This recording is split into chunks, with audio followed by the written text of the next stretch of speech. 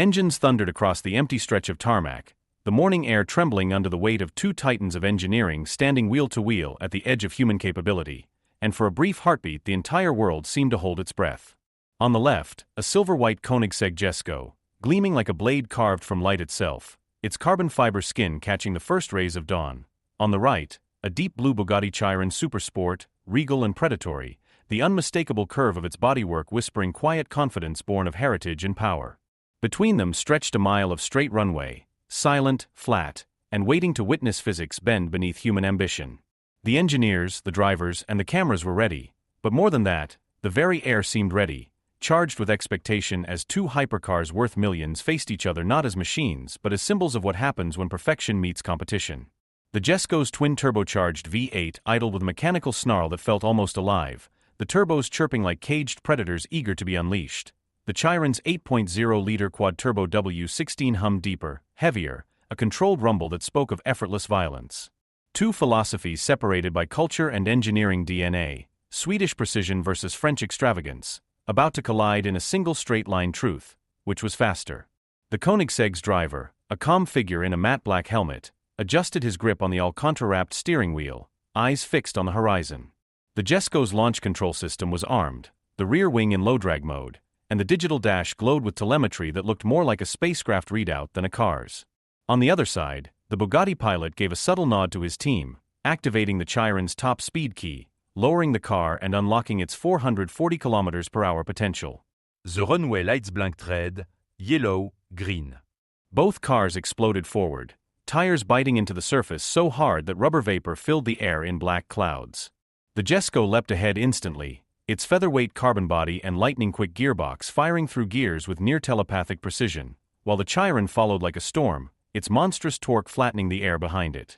For the first 50 meters, the Jesko was a bullet, slicing through wind with clinical efficiency, the sound of its V8 rising into a scream that felt more like a jet taking off than a car accelerating.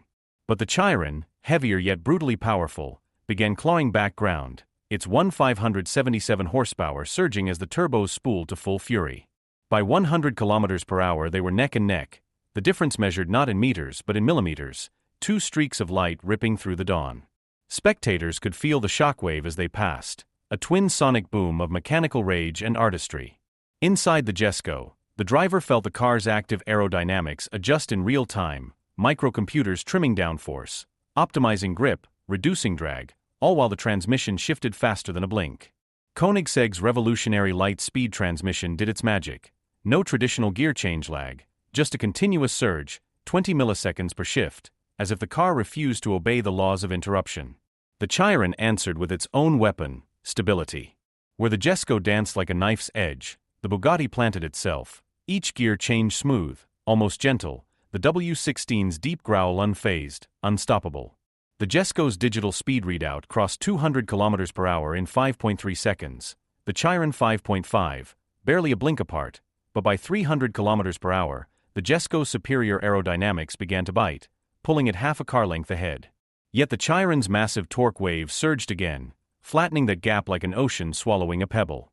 At 400 meters the cars were still side by side, twin comets racing the sun. The world blurred into a smear of gray and gold, the wind screaming across carbon fiber panels that weighed less than air itself. The Jesko's rear wing fluttered slightly as the active flaps adjusted, the Chiron's quad turbos inhaled like giants. Spectators watching from a safe distance could barely process what their eyes were seeing, two cars rewriting what acceleration felt like. The smell of burnt rubber and fuel hung heavy, a perfume of power and precision.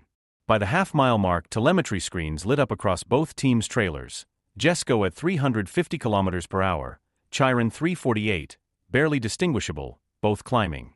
The Jesko's driver gritted his teeth, feeling the steering go featherlight, every bump amplified through his fingertips, but he held the line, laser-focused. The Chiron pilot remained stoic, the car's immense weight paradoxically becoming its ally, keeping it rock-solid at speeds where air itself turned into resistance. As the finish line approached, both cars were no longer cars, they were ideas made visible, philosophies of speed expressed in carbon and fire. The Jesko's engine screamed past 8,500 revolutions per minute, the exhaust crackling with controlled fury, while the Chiron's deep thunder seemed to shake the earth. In the final 100 meters, the Koenigsegg gained the smallest edge, its lighter weight giving it a whisper of advantage. They crossed the line almost together, separated by what the high-speed cameras would later reveal to be less than 2 meters. The crowd erupted, engineers hugged, cameras flashed, and both drivers exhaled as if awakening from a shared dream. But that was only the beginning. Because when two hypercars of this magnitude meet, the race is never truly over. The teams rolled their machines back to the pits, tires still smoking, carbon brakes glowing faintly red, and the data began to pour in: telemetry, acceleration graphs, thermal readings. Every number told a story. The Jesko a dit 0, 100 in 2.3 secondes, 0, 2 cents in 5.3, 0, 3 cents in 9.2. The Chiron, 0, 100 in 2.4, 0, 2 cents in 5.5, 0, 3 cents in 9.4. Margins so small they might as well be identical, yet in a game of milliseconds, pride and legacy hinge on those very decimals. Koenigsegg's team erupted in quiet satisfaction. Bugatti's engineers nodded with respect, different paths to the same summit. The air cooled, cameras buzzed, and whispers began among the spectators about reruns, rematches, different conditions, rolling starts, top speed runs. Because with cars like these, one race could never be enough. Both represented more than machines. They were the living embodiment of human obsession, the pursuit of perfection where perfection keeps moving just beyond reach. Somewhere in the distance, thunder rolled again, not from the sky but from engines cooling, still ticking with heat, still alive with the memory of the run. The Jesko's body shimmered under the soft morning light, its aerodynamic channel still warm to the touch, every surface sculpted by purpose.